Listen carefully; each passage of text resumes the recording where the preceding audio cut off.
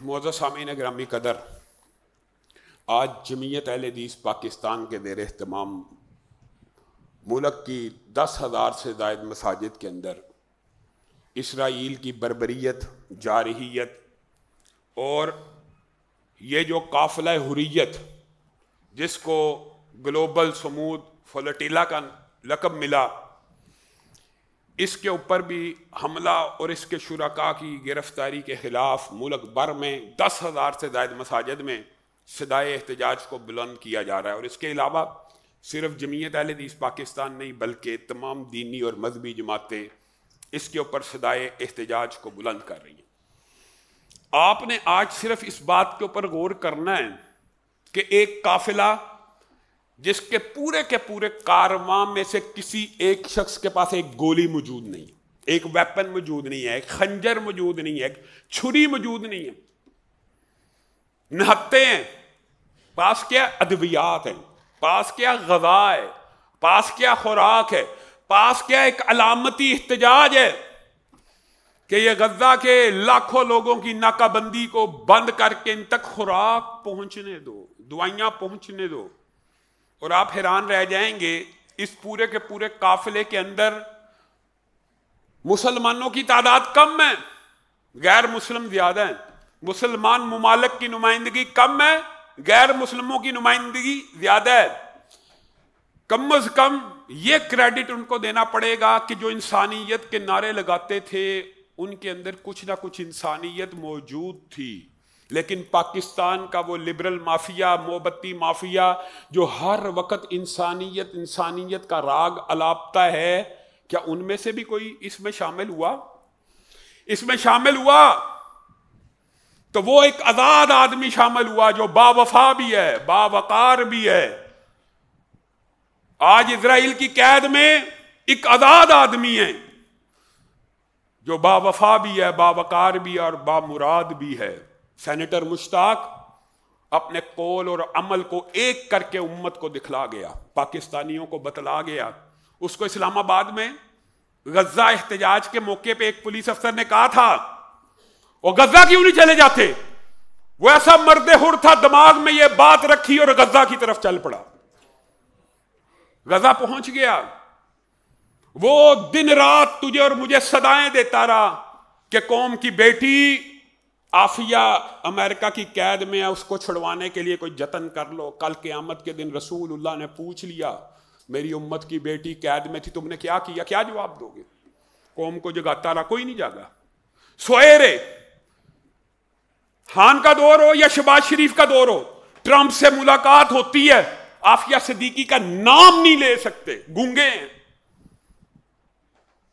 آج وہی مرد حر ہے، لوگوں کی نظر میں قید ہے، لیکن اللہ کی قسم شاید پاکستان کی پشت کے اوپر یہ چند لوگ ہیں جو آزاد ہیں۔ آج وہ اسرائیل کی قید میں ہیں۔ پوری امت نے اور پاکستانیوں نے اگر عافیہ صدیقی کے ساتھ جو ظلم کیا، کہ اس کے ساتھ بھی وہی کرنا ہے؟ آواز کو بلند نہیں کرنا؟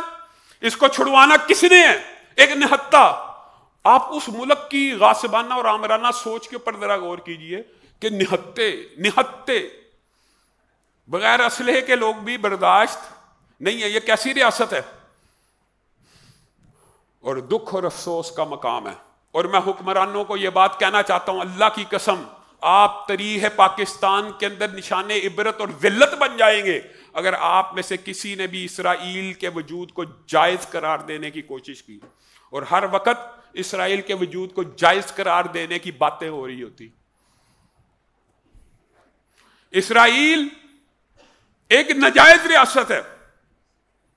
قائد اعظم محمد علی جناح نے کہا تھا، امت مسلمہ کے سینے میں ایک خنجر ہے۔ آپ اس کو جائز ریاست مانیں گے؟ آج کے بعد اسرائیل کو نام دینا چاہیے تو مقبوضہ فلسطین کا دینا چاہیے۔ ہم نے آج تک کشمیر کے اوپر انڈیا کا تسلط قبول کیا، کیا کہتے ہیں؟ مقبوضہ کشمیر۔ مقبوضہ کشمیر کہتے ہیں نا، انڈین آکوپائیڈ کشمیر، مقبوضہ کشمیر۔ تو اسرائیل نہیں ہے بلکہ مقبوضہ فلسطین ہے۔ اس کو کبھی بھی جائز اور قانونی اور اخلاقی ریاست نہیں مانا جا سکتا۔ جو پاکستان کا حکمران، جو امت مسلمہ کا حکمران اس کو جائز، لیجیٹیمیٹ، قانونی، اخلاقی ریاست منوائے گا وہ نشان عبرت بن جائے گا۔ ہاں آپ غیر قانونی مانیے، غیر اخلاقی مانیے، بنی تو ہوئی ہے، لیکن اس کے وجود کو تو غیر اخلاقی اور غیر قانونی تسلیم کیجیے۔ آج ہم اتنے پست ہو گئے ہیں کہ ہمارے سامنے ڈھکے چھپے الفاظ میں ہمیں پیغام بھیجے جا رہے ہیں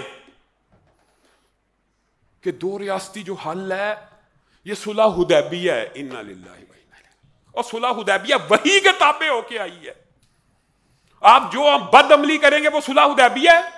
اللہ معاف کرے، اللہ معاف کرے، اللہ معاف کرے، یہ الفاظ کہتے ہوئے دل کانپتا ہے۔ آپ نے صلح حدیبیہ کو کیا سمجھا؟ وہ اللہ کی وحی کے تابع ہو کے آئی ہے، وہ عظمت والا معاہدہ ہے، اور آپ ان ذلت والے معاہدوں کو سمجھتے ہیں کہ یہ صلح حدیبیہ ہے۔ اس ریاست کو غیر قانونی، غیر اخلاقی، غیر آئینی مان کے اپنی جد و جہد کا اعلان کر کے جو آپ عمل کریں، امت اور قوم آپ کے پیچھے کھڑی ہوگی۔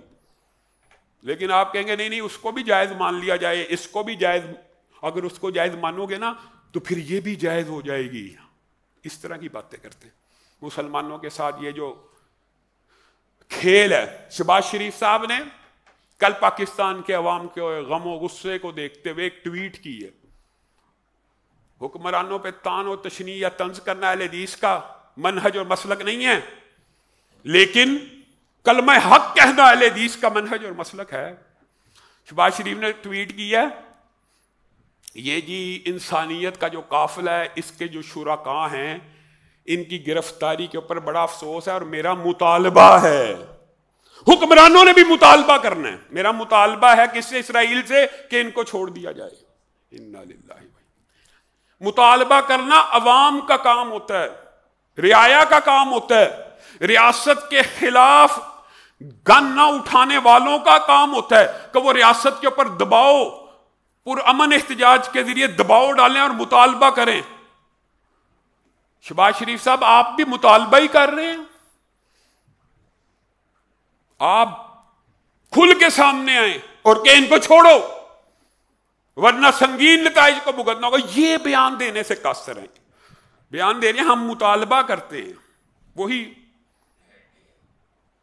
کشمیر پہ احتجاج کی باری آئی، خان صاحب نے بھی کہا 2 منٹ خاموشیاں، میں بھی احتجاج کروں گا۔ حکمران بھی احتجاج کرتے ہیں۔ شہباز شریف صاحب کی باری آئی، میں بھی مطالبہ کرتا ہوں، پوری پاکستانی قوم مطالبہ کر رہی ہے مشتاق صاحب کو چھڑوانے کا، میں بھی مطالبہ کر رہا ہوں۔ آپ کا نام بھی تاریخ کے اندر بدترین الفاظ میں یاد کیا جائے گا اگر آپ نے اسرائیل کو ماننے کی اور اس کو جائز ریاست تسلیم کرنے کی کسی بھی کمپین کا ساتھ دیا یا خود حصہ بنے۔ اللہ کی قسم پاکستانی قوم آپ کو معاف نہیں کرے گی۔ ہاں ناجائز ریاست ہے، ایگزسٹ کرتی ہے، اس حقیقت کا ہمیں ادراک ہے، شعور ہے، لیکن میں اگر سوختہ سامہ ہوں تو یہ روز سیاہ خود دکھایا ہے میرے گھر کے چراغاں نے مجھے، وہ ہے، اگر ہے تو اس کے خلاف جد و جہد کرنی ہے کہ اس کو قبول کرنا ہے۔ ہم 78 سال سے مقبوضہ کشمیر کو انڈیا کا حصہ نہیں مانتے، اور اس سٹرگل اور محنت میں پاکستان کی ریاست کا اور عوام کا کردار ہے، وہ کم از کم اس کردار کو ہی زندہ رکھو۔ تم لیجیٹیمیٹ کرنا چاہتے ہو اس کے قبضے کو، اس کے تسلط کو ماننا چاہتے ہو کہ 2 ریاستی حل اس طرح مان لیا جائے جیسے ٹرمپ صاحب نے کہا ہے، یہ نہیں مانا جائے گا۔ یہ امت مسلمہ کا کوئی فرد، کسی ملک کا کوئی شہری، کسی ملک کا کوئی باسی اسرائیل کو جائز ریاست ماننے کے لیے تیار نہیں۔ آپ تیار ہیں؟ بتائیے۔ نہیں مانتے، اور آپ نے آج اس بات کو پوری دنیا تک پہنچانے کے لیے مرکز کے باہر ایک علامتی پرامن احتجاج، اپنا ملک ہے، ہم نے اپنے ملک میں توڑ پھوڑ اور جلاؤ گراؤ نہیں کرنی، نہ اس کی سیاست کبھی کی ہے نہ کرنی ہے۔ ہاں اپنے حقوق کے لیے احتجاج کرنا چاہیے، اسی طرح حکمرانوں پہ دباؤ ڈالنے کے جو ہمارے پاکستان کے آئین میں اجازتیں موجود ہیں وہ کریں گے۔ آپ نے بھی باہر نکل کے اسرائیل کے خلاف اس جو قافلے کے اوپر حملہ ہوا، نہتے لوگ، اب بتائیے مسلمانوں کی ذلت اور رسوائی اور پستی اس سے زیادہ کیا ہو سکتی ہے؟ اور یہ کیسی ریاست ہے، اور یہ کتنا ڈر ہے، اور یہ کیسی بزدلی ہے۔ ایک مٹر کے دانے جتنا ملک بھی نہیں ہے نقشے کے اوپر، اور پوری دنیا کے 57 اسلامی ممالک کپ کپ آ رہے ہیں، اس کے علاوہ کھڑے نہیں ہو سکتے، اس کو قبول کرنے کی کوشش اور جدوجہد جاری ہے. نہیں مانتے اور نہیں مانیں گے، اور نہیں ماننے دیں گے. حکمرانوں کو بھی اس بات کے اوپر مجبور کریں گے کہ نہیں ماننے دیں گے. آپ نے کیا سمجھ لیا کہ جو آپ کا جی چاہے آپ کر لیں؟ ایسا نہیں ہوگا. دوسری اہم بات،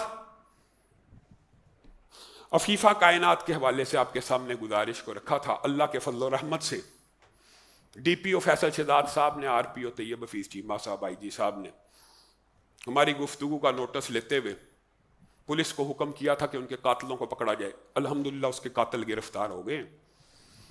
لیکن دکھ اور افسوس کی بات یہ ہے کہ اس کے اندر قاتل گرفتار ہو گیا. ایسا بدبخت آدمی ہے، خود اپنی سٹوری ریکارڈ کروا رہا کہ میں نے اس کے ساتھ زیادتی کی تو اوپر سے میرا باپ آ گیا.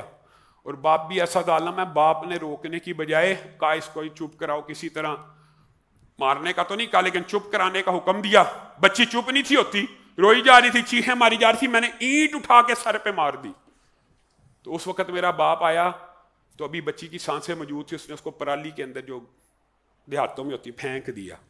وہ سانس بند کر کے ایڑیاں رگڑ رگڑ کے مر گئی. پھر میری ماں نے میرے کپڑے دھوئے، خون کے نشان. یہ ڈی پی او صاحب، آر پی او صاحب، اللہ کی قسم یہ اتنا بڑا ظلم ہے کہ اس شخص کو سزا ملنی چاہیے سر عام. لیکن آپ سے اپیل ہے کہ اس کو جلد از جلد کیفر کردار تک عدالت کے ذریعے جس طرح آپ کا طریقہ کار ہے اس کو پہنچایا جائے. اور ابھی تک گرفتاری کو اور اقرار جرم کو 7 دن ہو چکے ہیں، 7 دن سے زائد ہو چکے ہیں. عدالت کی کوئی کارروائی نہیں. وجوہات یہ ہیں. افسوس اور دکھ کا مقام یہ ہے کہ یہ سابقہ پولیس ملازم کا بیٹا ہے اور اس وجہ سے اس کے ساتھ روح اور رعایت کی جا رہی ہے. اور پولیس کہہ رہی ہے چونکہ ابھی اس کی عمر اتنی زیادہ نہیں تھی، تو اگر عمر بہت زیادہ نہ ہو تو اس کا جرم قابل قبول ہوتا ہے. اس طرح کی درندگی قابل قبول ہے. آپ سے اپیل ہے کہ جس طرح آپ نے تندہی کے ساتھ مجرموں کو پکڑنے میں کامیابی حاصل کی ہے، اسی طرح معاشرے کو ایسے ناسور سے پاک کرنے کے لیے بھی اپنا کردار ادا کریں. سبحان ربک رب العزت عما یصفون وسلام علی المرسلین والحمد للہ.